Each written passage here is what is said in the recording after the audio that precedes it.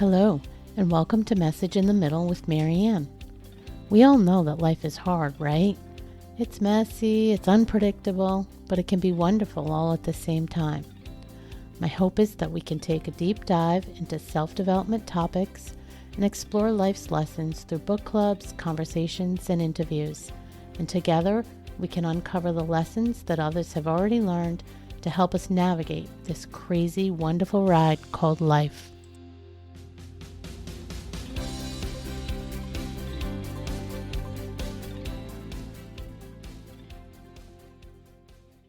Hello and welcome to Message in the Middle with Marianne, and today I have Erica Thomas with me to continue the discussion around dysfunctional generational patterns in mother and daughter relationships. If you didn't get a chance to listen to the first half of our conversation, you may want to check that out, and I'll put the link to that in the show notes. As a reminder, Erica is an expert in mother-daughter relationships and a licensed psychotherapist of over 18 years. She's the owner of Vita Nova Counseling and Vita Nova Mother-Daughter Coaching. Both practices were created to guide mothers and daughters towards a path of healing, hope, and restoration in their relationships. Erica is also a consultant, mentor, and trainer, assisting mental health professionals all around the world to navigate the complicated mother-daughter dynamic.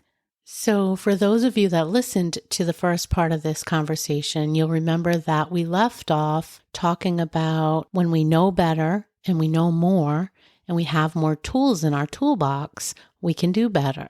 On that note of doing better, it's great if two parties are there and they're willing to participate in the work that it takes to repair the mother-daughter relationship. But I know for several of us, that's not always going to be the case. And I think it's great when we can get to that enlightened spot where we realize that our parent didn't necessarily come from or have the full toolbox to do and provide in a way that would have made us feel better around these topics. But what do you do with that? What do you do with that when you can't go back and heal it? It's so hard, right? When the person is not there to say, I'm sorry, or to acknowledge that hurt. Yeah, or willing, right? Either way. Right.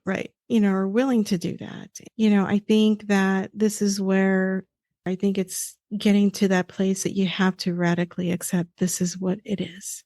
Number one, we have to get to that place. Mm-hmm. This is what I have. I'm going to be in this journey by myself. How can I heal myself? And do that by find your healer of choice, whether that's a therapist, a pastor, somebody that can help you with that healing professionally, I think is a really important thing to do is we have to take ownership and responsibility to work on those with intention. Because if we don't have that intention, then we can't change it and we can't find that healing. And for those that do have, I'm going to do the parent questions first and then I'll switch to the child. But so let's just say that there are some of us that do have the parent that they want to heal the relationship with. How do you advise that people even approach that topic? Maybe they're in a sort of it kind of works relationship, but there's contention here and there, and it's a little bit tense, and the grown child wants to get that to a better place.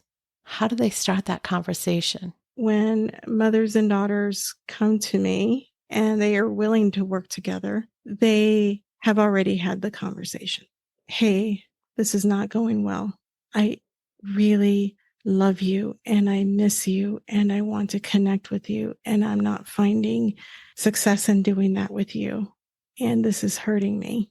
And where you're not hearing me, you're not listening to me. And usually the other person feels the same. So I find that both are so hurt, but they also love each other so much and they want to reconnect. The only thing is that they're not hearing and seeing each other in a way that they need to so that they can feel loved by each other. So I have this equation where you feel seen, you feel heard, equals you feel loved.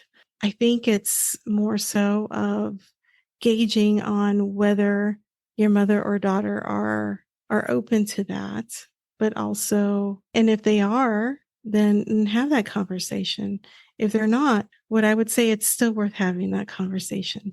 I also think it's good, you pointed out, do your inner work first. Yes. So make sure you've really looked at yourself and got yourself to a good spot before you start having those conversations or trying to dig in and do that work from both sides. I think that's probably important. That is a really important element. Yes, absolutely. You have to do your inner work first. You can't work out your unresolved traumas, unresolved hurts, unresolved issues in your mother-daughter relationship. It's not going to work. You're not going to reconnect in a way that is healthy. And it's going to create the opposite. It'll create more disconnect, more disconnection. So I do encourage inner work. That is, number one, is radically accept it's not going to be the way I want it to be. Right? If you put yourself in a position of healing. Number two is doing your inner work, whether it's, okay, my mom wants to do this, my daughter wants to do this, but also a self-reflection.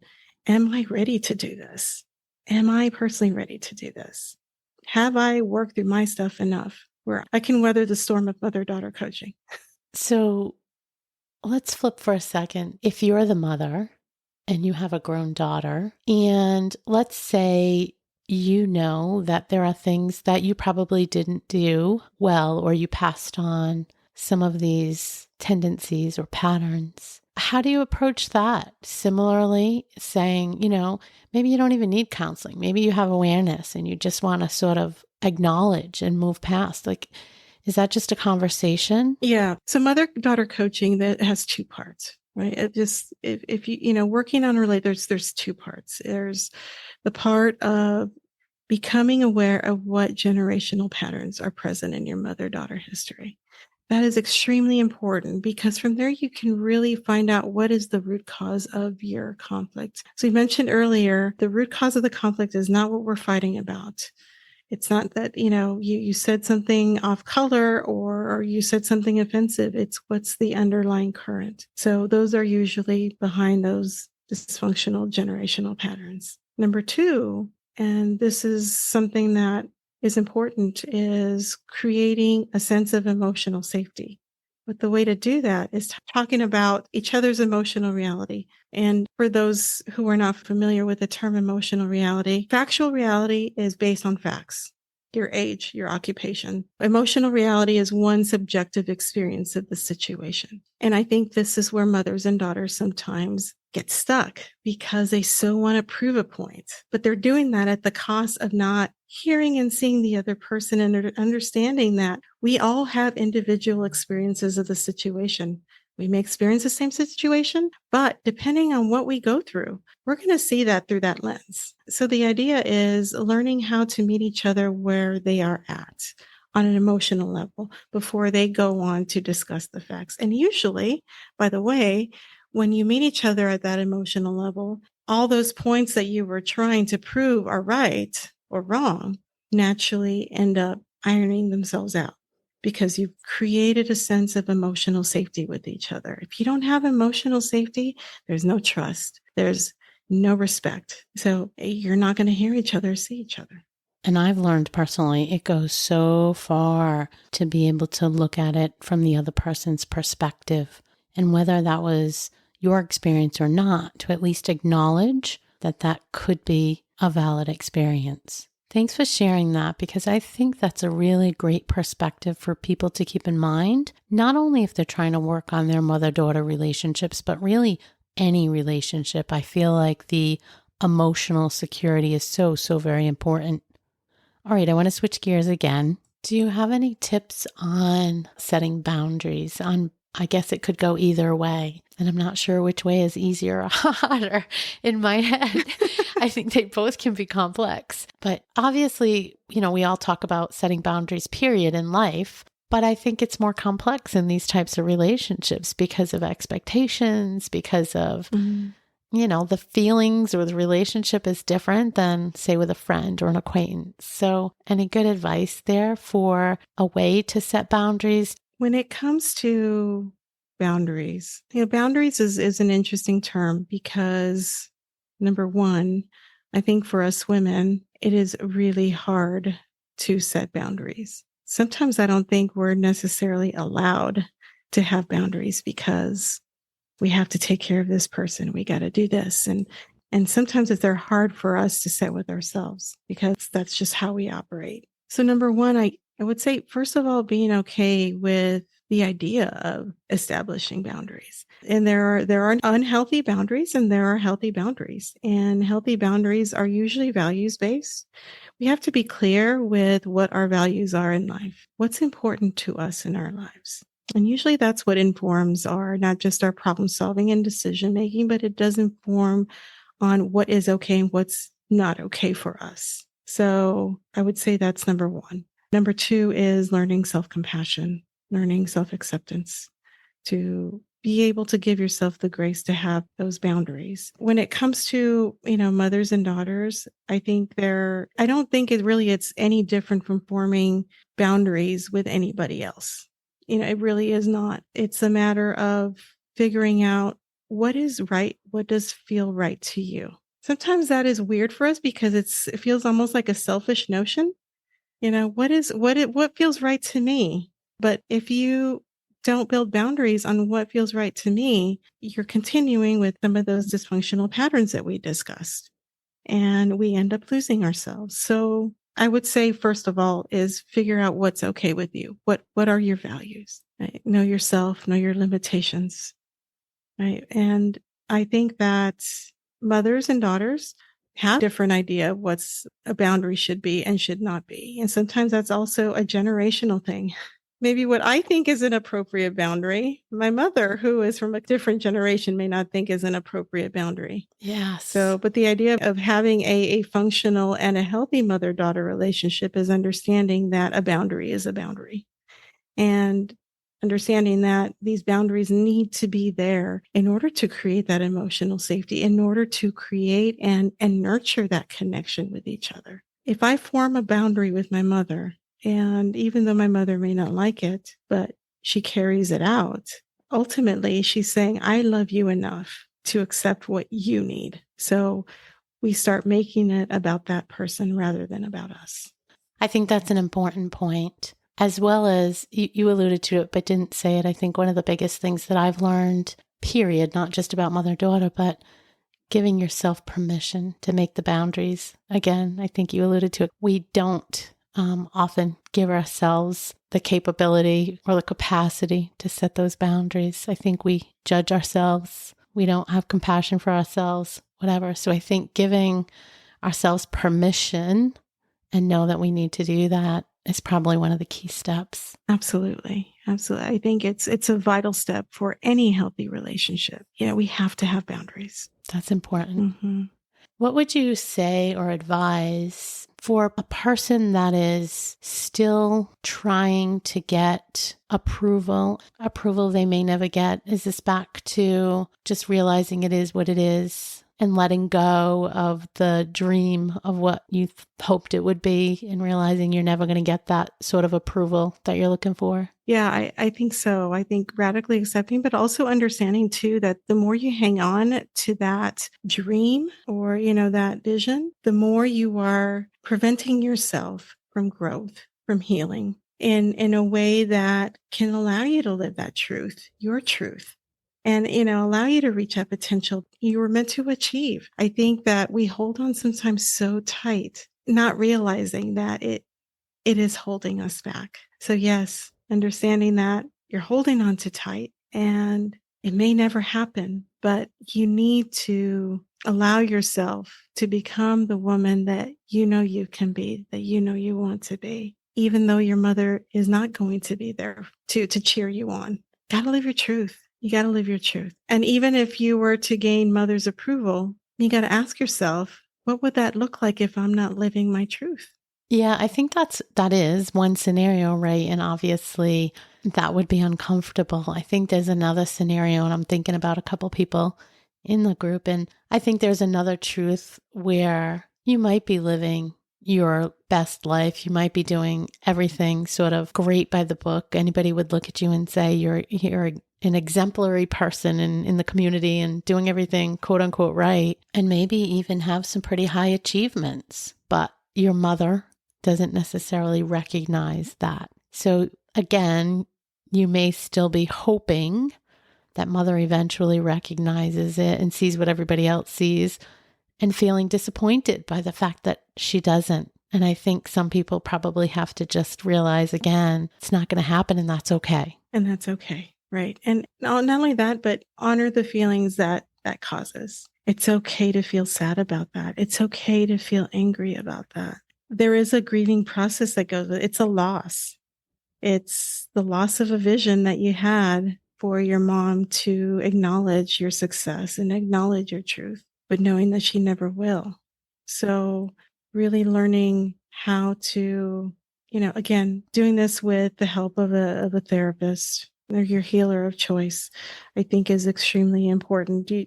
We have to be able to work through that loss, yet honor our emotions, because it is sad. It is sad that we have to let that go. It is angry that we have to let go of that vision. Who wouldn't be angry? Yeah, I was just going to say that with all of this, right? With any of them, any of these patterns, any of these gaps in the relationship, any of these ideas that aren't aligned, of course, there's all those feelings of disappointment and sadness and just all of it. And I think to your point is you have to allow yourself time to feel it and then get past it. You can't get stuck in it though, just like any other thing, right? You're working through. You can't get stuck in it. That's exactly right. Yeah. That's exactly right. Yeah. Otherwise, you're holding yourself back at that point. Yeah. Yeah. So what would you say about somebody that recognizes that they've been dealing with some of these or they've had this stuff passed down to them, but there isn't a contentious relationship with, say the daughter or the children? Do you suggest that they acknowledge, that they look at the patterns and just make sure they're talking about them so their children that are growing up don't take those same things with them? So maybe there isn't angst there yet, but you know that you've sort of passed some of this down. What do you suggest about that? I think it's really important to have an honest conversation of what is there and not there. You can't beat around the bush. You can't, if change is going to happen, you have to enter that conversation with a certain sense of honesty and candor, right? That these are the patterns that we have. Now, how are we going to change this so that we can change your trajectory, daughter? Especially like I say, say a younger daughter, a teenage daughter, change your trajectory so you're not feeling like you have to go around silencing yourself or feel like you have to take on the guilt of somebody or feel like you have to fulfill my needs because you really don't. I'm responsible for fulfilling my needs. So I think having that intentional conversation is extremely important. I feel that if we don't have that, then we can't change it. And not only that, but it's important to put a name to it because like that, your daughter now has a name to it and they can carry that on and they can become aware of it when they are engaging. Say, oh, am I becoming a lost woman? Right? Am I emotionally silencing myself? It's important for awareness too, self-awareness. Yeah. I'm thinking that conversation, whether there's any contention there or not, is the first step in, maybe not the first, but one of the first steps in breaking those patterns. Absolutely. Yeah. Awareness obviously is the first step, right? Somebody has to become aware that there's something here that needs to change. Exactly. And, I think it brings me to the point of, I think mothers, when they have this conversation with their daughters, they need to shed the mother role and talk with them as women. As a woman, these are the patterns that are in my mother-daughter history. You don't need to go into all the gory details on how it affected you. I mean, of course, depending on your daughter's age, so maybe do that in an age-appropriate way, I would recommend. But they do need to know you, mother, as a woman too. I think that's important for daughters to know that. I know growing up, I never saw my mother as a woman. My mother was very engrossed in her motherly role, and I didn't know her as a woman. And even little things like, what's your favorite color? What are your pet peeves? It's just, I never really got to see that part of her until later on in life. But it would have been fun to see some of that.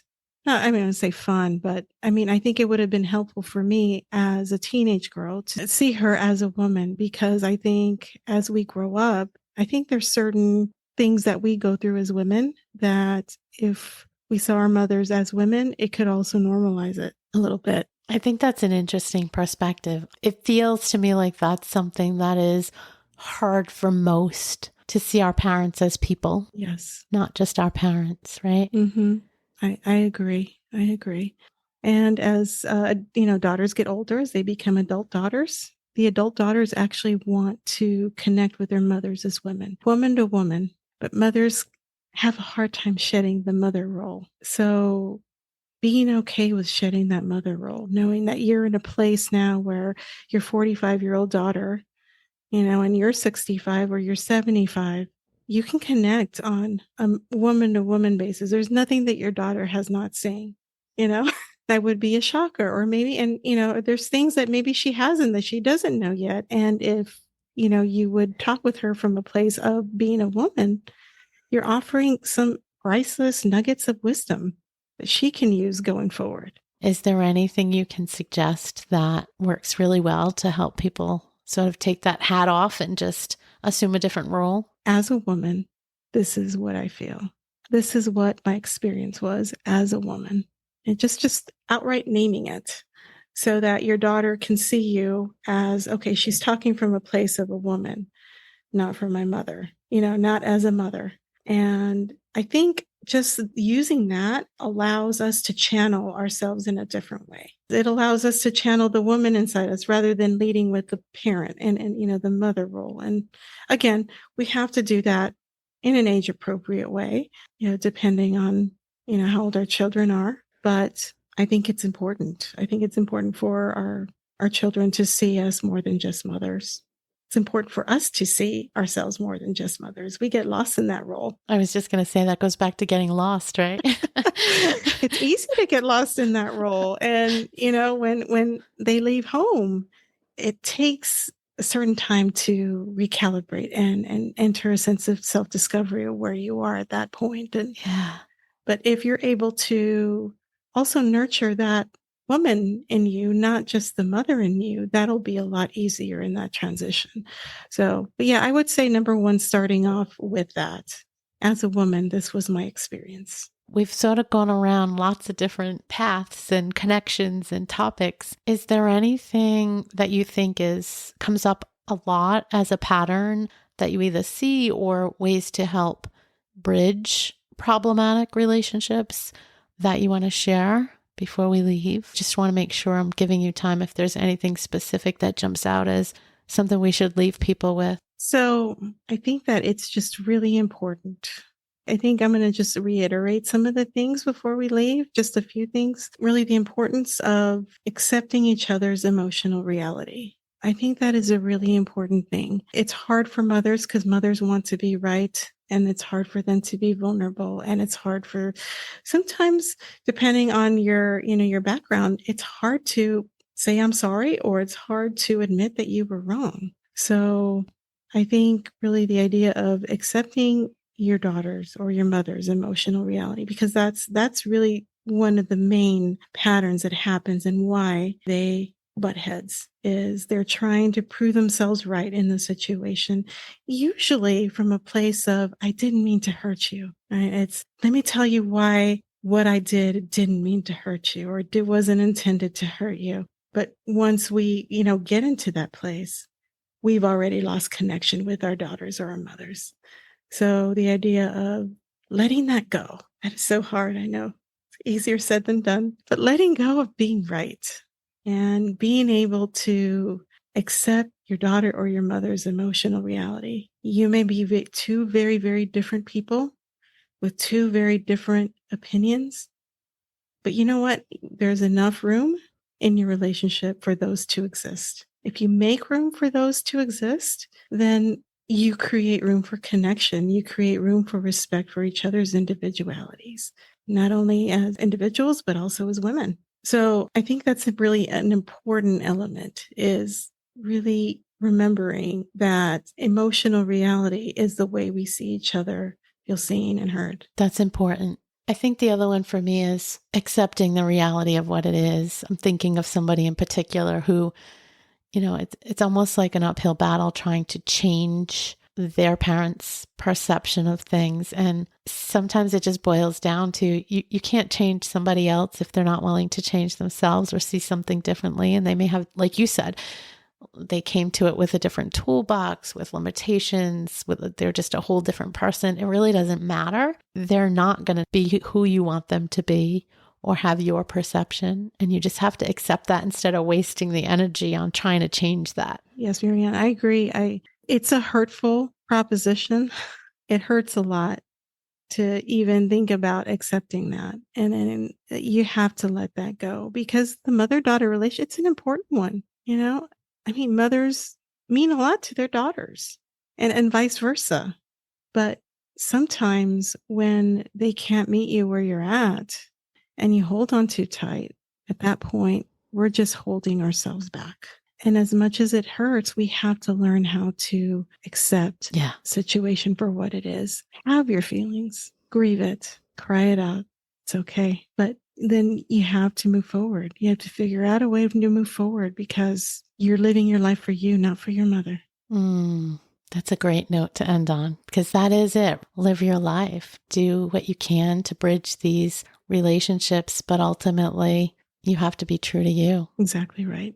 Beautifully said. Thank you so much for sharing your knowledge with us. Thank you so much for giving me the opportunity to share my knowledge. I really hope that your listeners are able to gain something out of this. I know they will. And if we have some follow-up questions, I will be sure to reach back out. Please. Yes. I will do that. We will stay in touch. Thank you again so much. Absolutely. Thank you so much, Marianne. Thank you for listening to this episode of Message in the Middle with Marianne. If you enjoyed the podcast, please take a minute to share it and write a review, as it helps bring new listeners to our audience. If you'd like to keep the conversation going between episodes, please join us at Facebook group Message in the Middle with Marianne.